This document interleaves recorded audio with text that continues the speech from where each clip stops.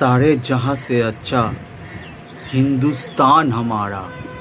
আমরা মনে হয় আপনাদের স্বাধীন ভারতবর্ষে বসবাস করি, আমরা স্বাধীন দেশে বসবাস করি। এই স্বাধীন দেশে কারোর মুখ খোলার অধিকার নেই, এই স্বাধীন দেশে কারোর ন্যায্য বলার অধিকার নেই, এই স্বাধীন দেশে আপনি বুক খুলে কথা বলবেন তার অধিকার নেই। কারণ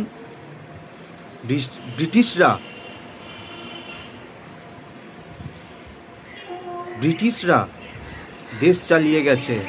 হয়তো তখন মানুষ স্বাধীনতায় ছিল, কিন্তু এখন মানুষ স্বাধীনতায় নেই। কারণ মানুষ তো নিজেরভাবে কথাই বলতে পারছে না।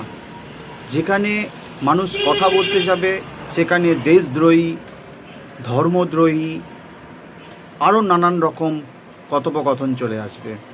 আজকে বন্ধুর সঙ্গে বন্ধুর বিবাদ, প্রতিবেশীর সঙ্গে প্রতিবেশীর বিবাদ, এক দোকানদারের সঙ্গে দোকানদারের বিবাদ। কেন?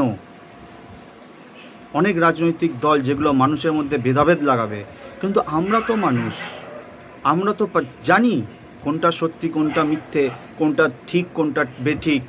তো কেন আমরা সেই রাজনৈতিক দলের সঙ্গে মিশে যাচ্ছি? আপনারা বলুন তো, যারা বাড়িতে থাকেন, যেসব মা বোনেরা বাড়িতে থাকেন, আপনারা বলুন তো, আজকে যে ছাত্রদের ওপরে এত অত্যাচার, এত মার পিট দাঙ্গা, মাথা ফাটানো থেকে শুরু করে অতিরিক্ত অত্যাচার, এটা সহ্য করা যায়? এরা তো কোনো রাজনৈতিক দলের ঝান্ডা নিয়ে আসেনি, এরা তো কোনো রাজনৈতিক দলের পতাকা নিয়ে আসেনি, এরা তো কোনো বড় বড় নেতা নেত্রীদের নাম বলেনি। এরা শিক্ষার জন্য আন্দোলন করেছে, এরা শিক্ষার জন্য আন্দোলন করছে, এরা শিক্ষার জন্য কথা তুলছে। সেটা কি দোষ? কারণ এরা নিজেদের অধিকার নিজেরা চাইছে।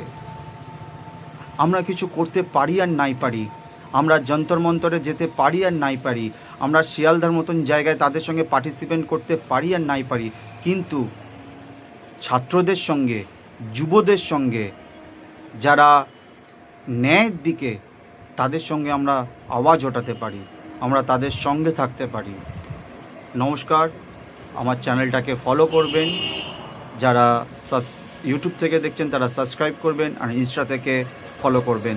জয় হিন্দ, বন্দে মাতরম, সবাই ভালো থাকবেন।